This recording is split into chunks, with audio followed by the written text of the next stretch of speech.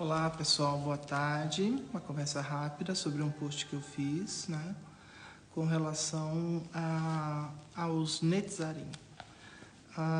Possivelmente as pessoas não tenham ouvido esse nome Netzarim, mas com certeza ouviram os Nazarenos, ou a seita dos Nazarenos, né?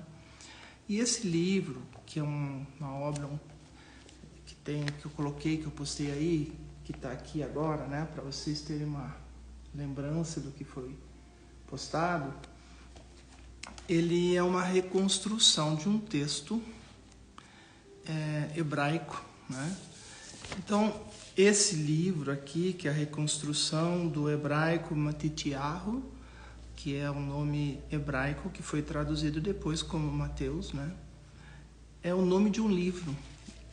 E assim, ele documenta e retrata a história judaica a partir do entendimento e do surgimento da seita dos Nazarenos. Não é exatamente nos termos que foram propostos, né? Olá, tudo bem? Bem-vindos aí, né? Não é exatamente nos termos que foram propostos por Paulo.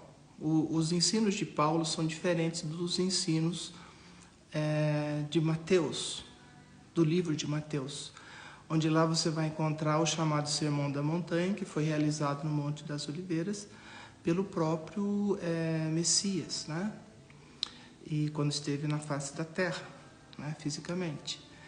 Então, assim, o que aconteceu? Os Netzarim, eles aceitam esse texto de Matityahu, traduzido como Mateus, especialmente porque ali está contido as palavras que foram ditas pelo próprio Messias, ou seja, as palavras dele. E assim, por uma questão de opção, as pessoas podem escolher quem quer ouvir, né? Você pode escolher querer ouvir as palavras do Messias, tanto que algumas Bíblias que existem, elas vêm com as letras do Messias, as palavras do Messias vêm em letras vermelhas, para diferenciar.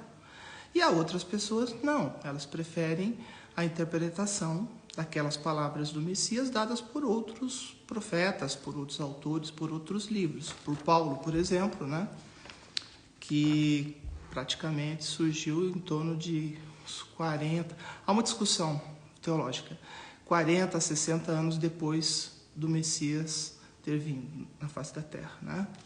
E também há uma outra discussão, que quando ele foi tentar levar o ensino que ele desenvolvia e pregava para os apóstolos, lá em Jerusalém, lá em Antioquia, no livro de Atos está bem retratado que ele não foi bem recebido, né? Então, você pode ter a opção de escolher o que Paulo diz, o que o Messias diz, ou o que qualquer outra pessoa te disser, é a liberdade total, cada um escolhe o que quer ouvir, né?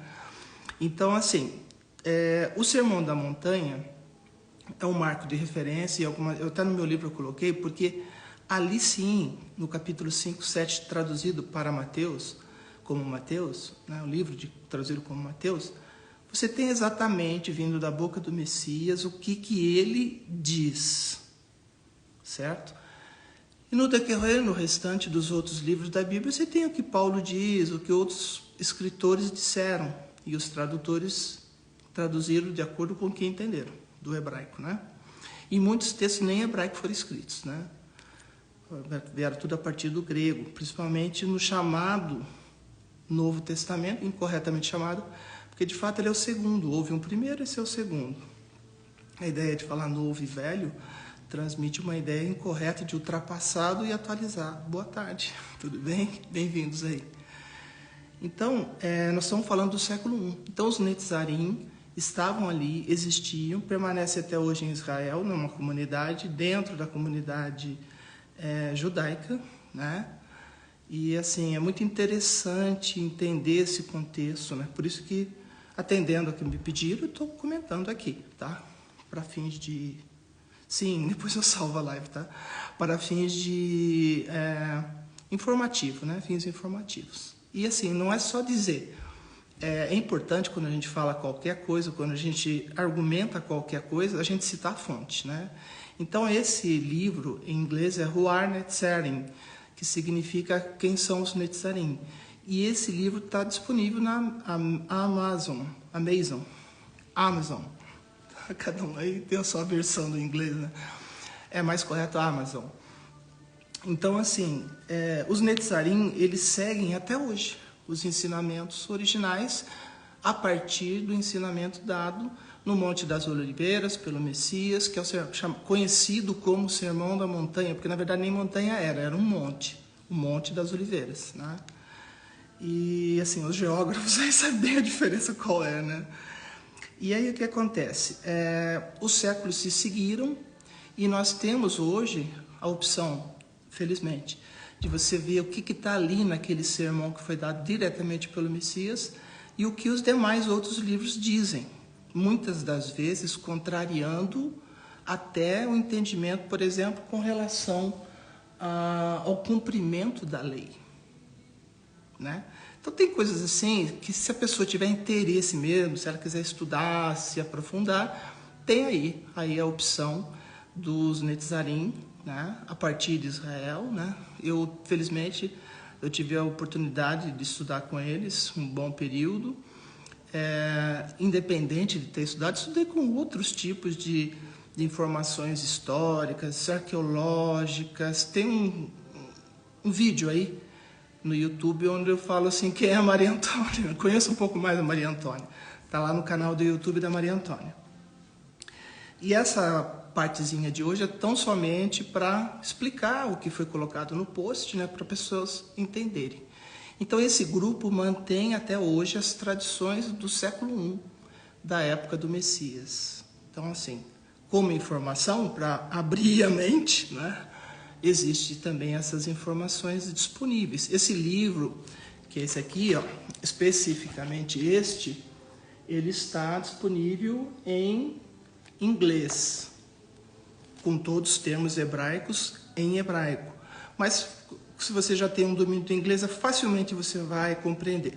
E são 2 volumes. Esse primeiro volume, que é o texto da reconstrução do hebraico Matityahu, e também um outro que é um glossário com todas as expressões, trabalho arqueológico, trabalho de estudo aprofundado, aonde cada termo que é usado aqui é explicado lá, tá? Então, basicamente é isso. Os Netzarim, eles seguem, então, até hoje, os ensinamentos originais, contidos nesse Sermão do Monte das Oliveiras, conhecido como Sermão da Montanha, né?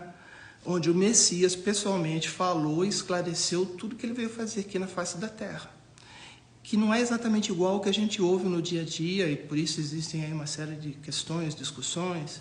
Se você pegar o Sermão da Montanha, ele não fala nada sobre o Messias não fala nada sobre usos e costumes, coisa que Paulo fala largamente, inclusive dizendo que a mulher tem que colocar véu na igreja, submissão ao marido e por aí vai. Bem diferente do que o Messias retrata, e está retratado até hoje, felizmente, mesmo nas traduções, daquilo que o Messias falou, né? Bom, olá, boa tarde, tudo bem? Bem-vindos. Então, se você pegar, por exemplo, lá do sermão da montanha, Monte das Oliveiras, como preferir, você vai encontrar um trecho que ele fala sobre não tirar nenhum tio e nem um iode das palavras do Eterno. Sobre o cumprimento da lei, ele fala assim: não julguem erradamente a razão da minha vinda. Eu não vim para acabar com as leis de Moisés ou com os avisos dos profetas. Eu vim antes para cumprir e realizar. Então ele diz assim, que nenhuma letra ou acento das escrituras... Tio é um sinal chamado diacrítico ou massorético, que ele serve para pontuar e sonorizar as letras em hebraico. Tá? Isso aconteceu a partir do hebraico moderno, porque no hebraico arcaico não existia sinal diacrítico. A intenção dos massoretas, que são os historiadores que fizeram isso, era de preservar o som original, né? Então, assim, quando fala nenhum tio, mudar nenhum tio, nenhum iode, iode é a primeira letra do alfabeto hebraico, tá bom? Só um instantinho, pessoal. Tenho que dar uma paradinha aqui, desculpa aí. Já volto, tá?